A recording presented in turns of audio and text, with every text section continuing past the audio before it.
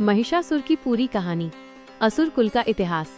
बहुत समय पहले असुरों का वंश बहुत शक्तिशाली था। वे अक्सर देवताओं से लड़ते थे और कई बार जीत भी जाते थे। इन्हीं असुरों में से एक प्रमुख असुर था रंभासुर। रंभासुर बहुत ताकतवर, बहादुर और अहंकारी था। वो हमेशा देवताओं से ईर्ष्या करता था और सोचता था कि स्वर्ग पर सिर्फ उनका ही अधिकार क्यों हो। रंभासुर और भैंसनी का विवाह। एक दिन रंभासुर जंगल में घूम रहा था। वहाँ उसकी नजर एक दिव्य महिषी भैंसनी पर पड़ी। ये कोई साधारण भैंसनी नहीं थी, बल्कि एक वरदान के कारण उसने दिव्य रूप धारण किया था। रंभासुर ने उससे विवाह कर लिया। उनके मिलन से एक ऐसे पुत्र का जन्म हुआ जो न तो पूरी तरह से इंसान था और न ही पूरी तरह से पशु। उसका शरीर कभी भैंस का रूप ले लेता तो कभी इंसान का। उसका नाम महिषासुर रखा गया। महिषासुर का बचपन और स्वभाव। बचपन से ही महिषासुर के पास असाधारण शक्ति थी। वो खेल खेल में पहाड़ उठा लेता था, नदियों का बहाव रोक देता था और जंगल के बड़े बड़े जानवर भी उससे डरते थे। लेकिन उसके अंदर घमंड और क्रूरता भी बढ़ती गई। बचपन से ही वो कहता था, मैं दुनिया का राजा बनूंगा, मुझे कोई हरा नहीं सकता। तपस्या और वरदान। जैसे जैसे वो बड़ा हुआ, उसकी देवताओं को हराने की इच्छा और भी बढ़ गई। उसने सोचा कि अगर उसे अमरता मिल जाए तो उसे कोई नहीं हरा पाएगा। वो मंदार पर्वत पर गया और वहाँ बैठकर ब्रह्मा जी की कड़ी तपस्या करने लगा। हजारों साल तक उसने सिर्फ हवा खाकर तपस्या की। कई बार उसने आग के बीच बैठकर तपस्या की और कई बार बर्फीले पानी में खड़े होकर ध्यान किया। आखिरकार ब्रह्मा जी उसकी भक्ति से बहुत खुश हुए और बोले, पुत्र मांगो, तुम्हें क्या वरदान चाहिए।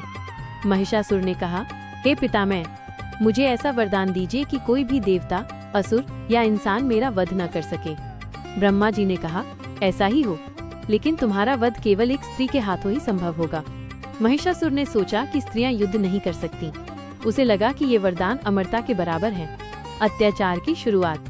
वरदान पाकर उसका घमंड आसमान पर पहुंच गया। उसने देवताओं को युद्ध के लिए ललकारा। इंद्र, वरुण, अग्नि, यम सभी देवता उसके सामने हार गए।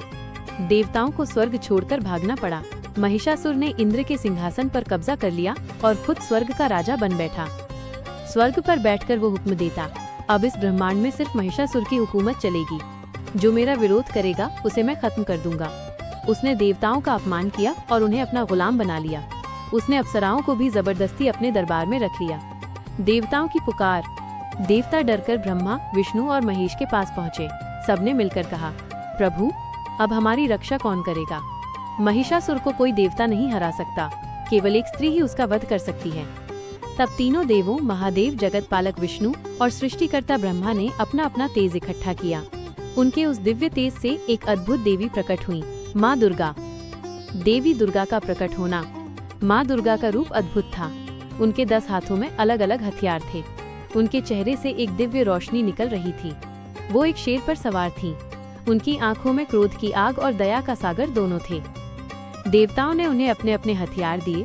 शिवजी ने त्रिशूल, विष्णु ने सुदर्शन चक्र, इंद्र ने वज्र, वरुण ने शंख और वायु ने धनुष बाण। देवी ने कहा, हे देवताओं, डरो मत। ये महिषासुर अब ज्यादा दिन जिंदा नहीं रहेगा।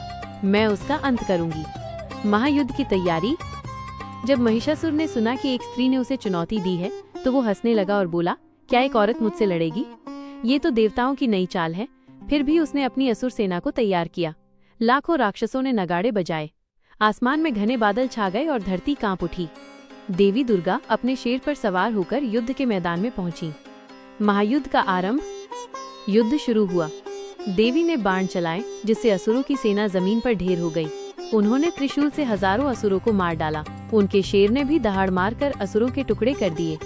महिषासुर खुद मैदान में आया। वो कभी भैंस का रूप लेता, तो कभी हाथी, कभी शेर, तो कभी इंसान। देवी ने हंसकर कहा, महिषासुर, तेरे छल और बल अब काम नहीं आएंगे। अंतिम संघर्ष। महिषासुर ने भैंस का रूप लेकर शेर पर हमला किया। देवी ने अपनी तलवार से उसका सींग काट दिया। वो तुरंत शेर बन गया और देवी की तरफ दौड़ा तो देवी ने धनुष बाण से उसके सीने में तीर मार दिया। वो हाथी बना और अपनी सूंड से देवी को दबाने लगा, लेकिन देवी ने वज्र से उसकी सूंड तोड़ दी। आखिर में उसने फिर से भैंस का रूप लिया और देवी पर झपटा। उसी समय देवी ने जोर से दहाड़ लगाई और त्रिशूल उठाकर उसके दिल में भोंक दिया। महिषासुर जमीन पर गिर पड़ा और उसका अंत हो गया। विजय और महिमा। देवताओं ने स्वर्ग से फूल बरसाए। सबने मिलकर स्तुति की, जय माता दी, जय महिषासुरमर्दिनी। स्वर्ग देवताओं को फिर से मिल गया। तभी से माँ दुर्गा को महिषासुर